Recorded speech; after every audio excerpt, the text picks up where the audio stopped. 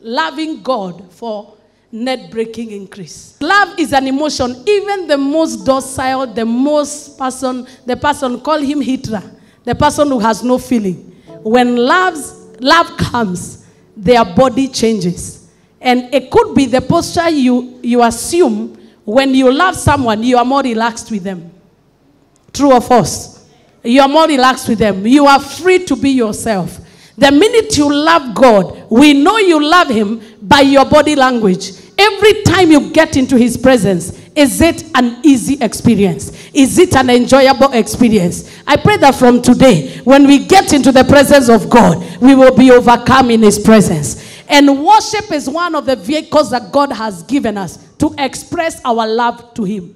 As we worship God, no wonder the Bible talks about David, that is a man that was after God's heart. And he's a guy that wrote so many psalms. Why? Because his love for God drove him to write songs.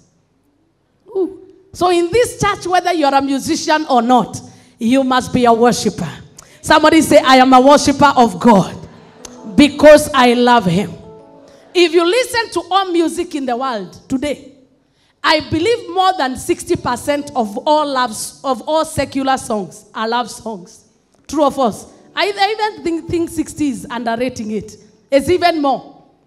If I ask you how many musicians have sung about patriotic songs, you will struggle. It tells you it is easier to remember a love song than it is to remember a song about anything else.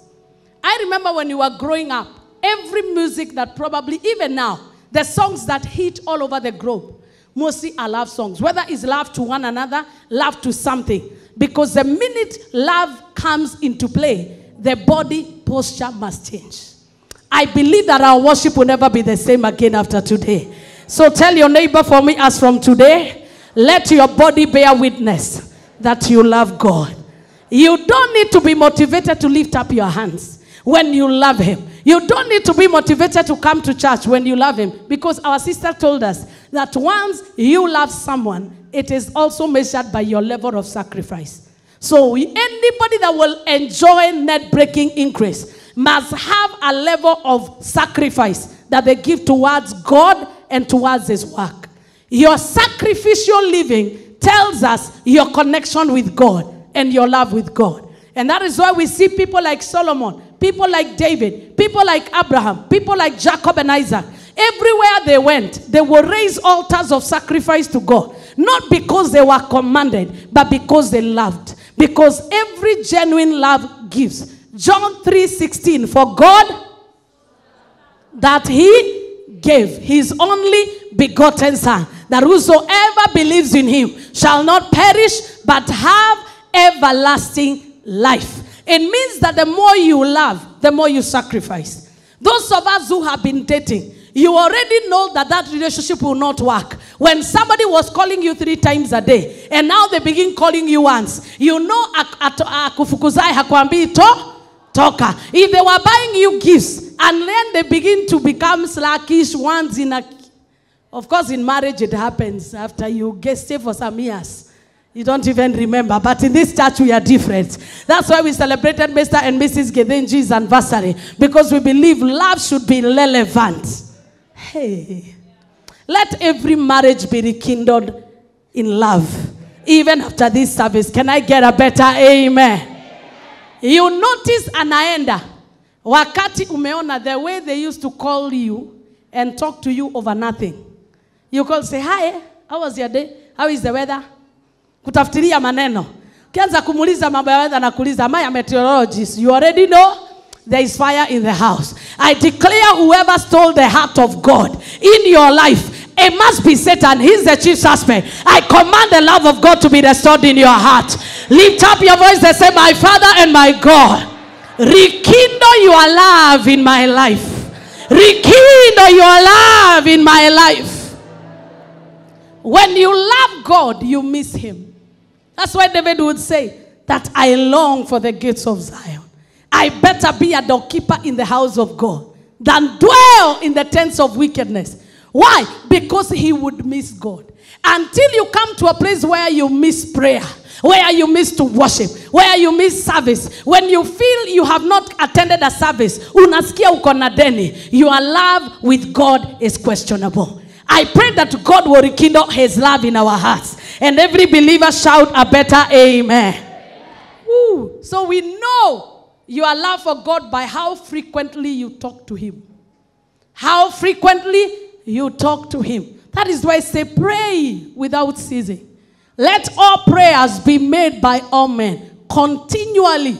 Why does God want us to pray? Because God is not a physical being. Mungu hatumuoni na macho, lakini yeye anatuona. And the only way that we can communicate with God is not through SMS. It's not through watching Facebook Live or watching me on TV. It is in the quietness of your moment, on your knees or whichever posture you take. Because love has a posture. And once you love God, there are postures you take. Ooh. Once you love God, there are postures. When a young girl is head over heels in love with a man, a young teenager, see or akina sisi, they draw the map of Africa. Ask your neighbor, how many maps did you draw? If they are ladies, hallelujah. Don't look at them straight in the eye, hallelujah. They draw maps of Africa. Minister B is telling Minister James she drew about 5. But finally, Jehovah came through for her. And it is the shyness that comes because they are not familiar. Are you hearing me?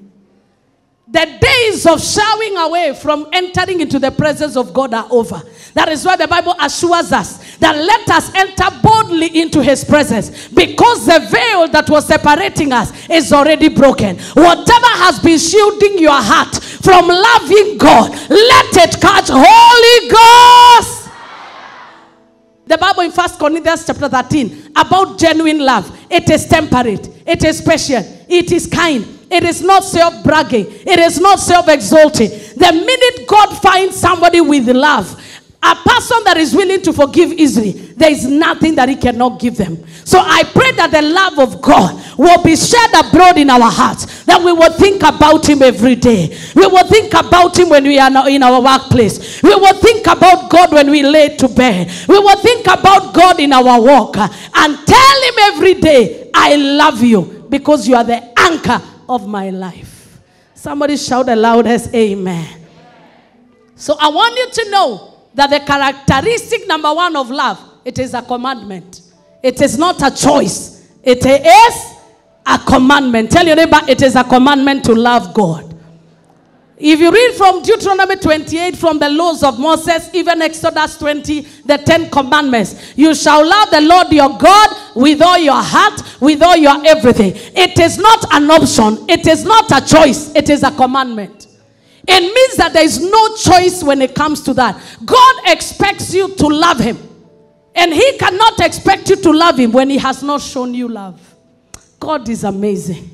If he was to remember our sins, none of us would be standing. If he was to uncover us before our enemies, none of us would be standing. When you think about the price he paid for our redemption, even before we were born, he had already made a provision for our redemption. We will love him with all our hearts. Brethren, we owe God our love. He does not need to beg us to love him. He has commanded us to love him, because every time you love him, there are benefits that are already in store for you. If you want his benefits, you must get his heart first. There are people that God will overlook your offense, not because of what you have done, but because he knows that you're of benefit to him. But the beneficiary number 1 of your closeness to God is me. Somebody say, it is me. That's why Matthew 6:33, seek ye first the kingdom of God and his righteousness. And what shall he do to you? He shall add all other things that you need in life. Because you are the first beneficiary of loving God. Number 3, your love for God is an already prepaid debt. Is a prepaid debt. Yani ni deni uko nayo ililipwa mapema. He loved you before you loved him. That's what the Bible says. That even before we loved him, he loved us. Ooh, shadaba.